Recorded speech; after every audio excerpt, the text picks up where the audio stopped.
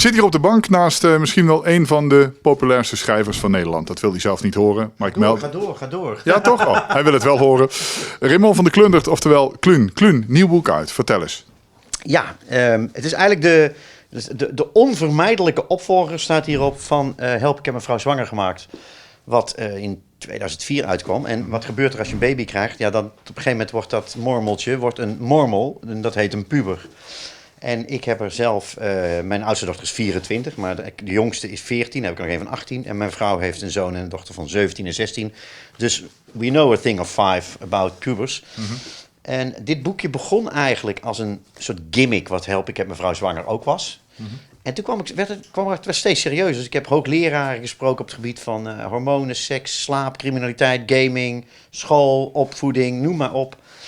Dus het is ook een boek geworden dat ik heb nog nooit 4 bladzijden met bronvermeldingen erin gehad. En dit boek wel. Dus het is een quasi-wetenschappelijk boek wel, toch? Ja, mooi. En ik heb er heel veel lol mee gehad. En het gaat eigenlijk over wat voor soort ouder ben je. Ben je een buideldier of een neushoorn of een struisvogel?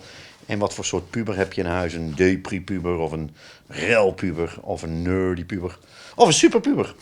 En en daar je hebt ze allemaal volgens mij, hè? Ik heb zelf... ik denk, één nerdy-puber wel gehad, dat zegt ze zelf ook. Ik heb er eentje die zei, ik was een depri-puber, maar die is ook lekker aan het opschuiven naar het midden, dus gaat goed. En ja, die van mijn vrouw, die kijkt dit toch niet, want anders mag ik dat nooit zeggen. Ja, dat zijn gewoon echt 2 geldpubers. Ja. Oh. Ja, maar wel heel leuk. Wel ja, heel leuk. Nee, het leuke van geldpubers is, dan heb je wel de beste verhalen op feestjes. Ja, dat is wel. Je hebt altijd iets leuks op een verjaardag te melden. Leuks te vertellen, ja. Ja, absoluut. En hoe raak jij geïnspireerd? Natuurlijk door wat er om je heen gebeurt, denk ik. Maar ergens ontstaat dat. Je vertelde net, ergens begint het van oei, dit moet iets worden. Ja, nou ja, eigenlijk wat de meeste ouders die een puber hebben herkennen. Als je elkaar ontmoet, of je nou op de koffie gaat of je zit in de kroeg.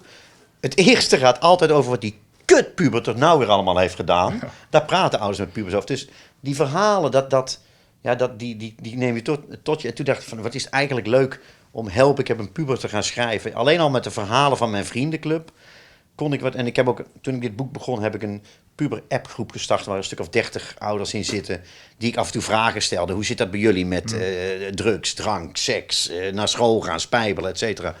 Alleen al de verhalen die daaruit kwamen, ja, dat is een feest om te horen. Dus dit idee dient zich aan omdat je het als puberouders, je hebt het er altijd wel over. Die heeft zijn kind weer bij Albert Heijn moeten ophalen omdat hij let op, echt, ik woon in Amsterdam, omdat hij sushi gejat had. Nou, hoe Amsterdam zul je het hebben? Ja. En die moet weer, zijn kind, die heeft 18 keer is hij te laat gekomen in 3 maanden tijd op school. En de ander, die heeft weer een kind wat heel depressief is. Dus ja, er zijn zoveel vlakken. En wat ik ook wel leuk vond met het schrijven, ik betrapte mezelf erop dat ik weer terug naar de puber Kluun keek. Naar dat jochie wat op school kwam als 13 jaar, heel onzeker, bloosde bij mensen, ging ze vol puisten. En ik weet ook nog precies hoe ik 13 was, hoe ik me voelde. Ik weet hoe ik 15 was, hoe ik me voelde. En 18, met toch wat meer bravoure en wat meer zekerheid had. Dus ik heb met dit boek ook, ik ben ook zelf teruggeworpen van hoe ik als puber was. En ik hoop dat wat mensen lezen, de mildheid naar pubers, wat een soort halffabrikaten zijn. De hersens zijn er niet helemaal. Nou, er staat ook een heel hoofdstuk in.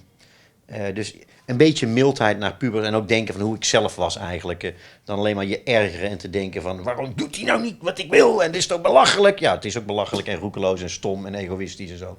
Maar hey, dat is een puber. Ja. Hoop veranderd in die tijd natuurlijk. Hè? In de tijd van jouw kinderen, maar ook toen je zelf puber was.